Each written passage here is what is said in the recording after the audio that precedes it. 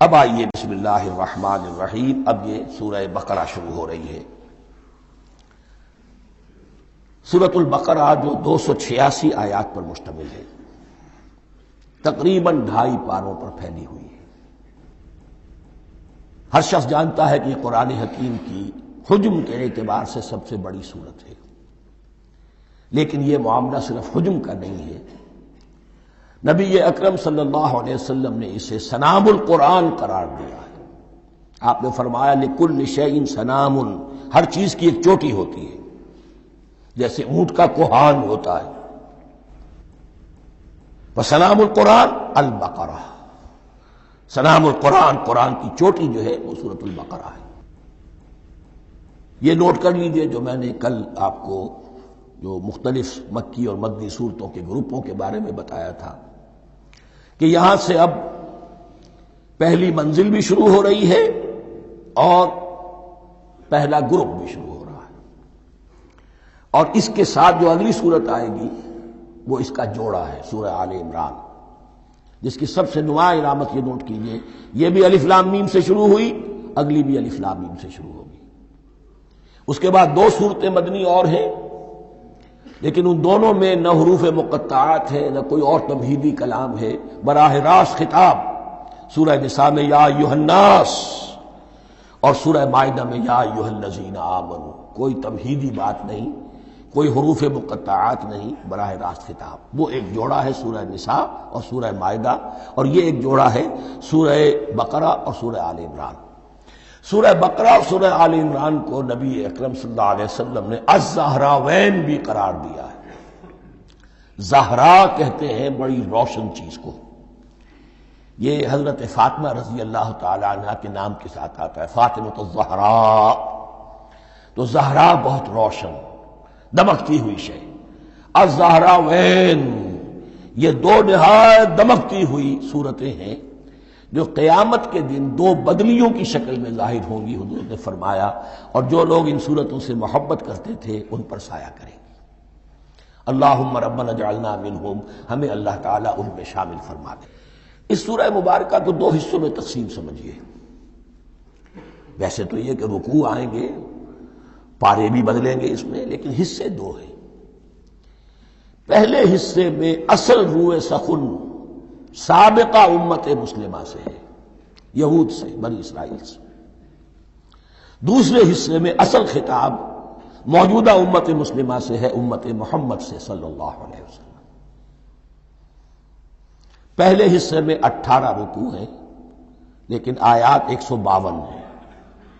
دوسرے حصے میں 22 رکوع ہیں، لیکن آیات 134 ہیں۔ گویا کہ اس سے آپ کو توازن نظر آئے گا کہ اگرچہ ادھر رکوعوں کی تعداد کم ہے 18، لیکن آیات کی تعداد زیادہ ہے 152۔ دوسرے حصے میں رکوعوں کی تعداد زیادہ ہے 22، لیکن آیات کی تعداد 134۔ اسی لیے اس کا ایک نام میں نے تجویز کیا ہے، وہ اس لیے تاکہ کچھ حقائق آپ کے ذہنوں میں ان ناموں کے حوالے سے بھی انشاءاللہ محفوظ ہو جائیں گے۔ سورۃ الامتین، 2 امتوں کی سورت، اس لیے کہ تقریباً نصف اس کی ساری بحث جو ہے، مرکزی بحث، وہ سابقہ امت مسلمہ بنی اسرائیل، اور دوسرا نصف اس میں سارا خطاب وہ ہے موجودہ امت مسلمہ، یعنی امت محمد صلی اللہ علیہ وسلم۔ اس کا جو پہلے 18 رکوع ہے یا پہلا حصہ ہے، اس کے اندر ڈویژن فردر ہوگی ورٹیکل، عمودی۔ پہلے 4 رکوع، پھر 10 رکوع، پھر 4 رکوع۔ لیکن جو 22 رکوع ہیں دوسرے حصے کے، دوسرے نصف کے، اس میں ڈویژن جو ہے جو ہاریزونٹل ہے، وہ افقی تقسیم ہے، عمودی نہیں، افقی۔ وہ میں بعد میں بیان کروں گا جب ہم وہاں پہنچ جائیں گے۔ ان کو پہلے سمجھ لیجئے کہ اس پہلے حصے کی جو تقسیم میں نے کی ہے، پہلے 4 رکوع، پھر 10 رکوع، اور پھر 4 رکوع۔ پہلے 4 رکوع یوں سمجھیے کہ پورے قرآن مجید کے لیے اس کی حکمت اور فلسفے کا جو حصہ مکی قرآن میں بیان ہو چکا تھا اس کا خلاصہ ہے۔ جب یہ صورت نازل ہو رہی ہے تو یہ تو مدینہ میں حضور تشریف لا چکے ہیں، 12-13 سال جو ہے گزر چکے ہیں، اور ان 12-13 سالوں کے دوران 2/3 قرآن نازل ہو چکا ہے۔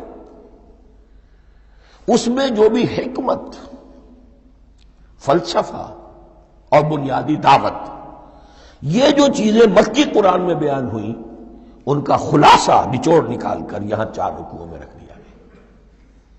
اگرچہ ان میں بھی جب گہرائی میں آپ دیکھیں گے تو روح سخن جو ہے وہ بنی اسرائیل کی طرف ہے، وہ میں بعد میں عرض کروں گا، لیکن اضافی طور پر یہ سمجھ لیجئے کہ پورے مکی قرآن کے حکمت اور پیغام کا خلاصہ ان 4 رکوعوں میں۔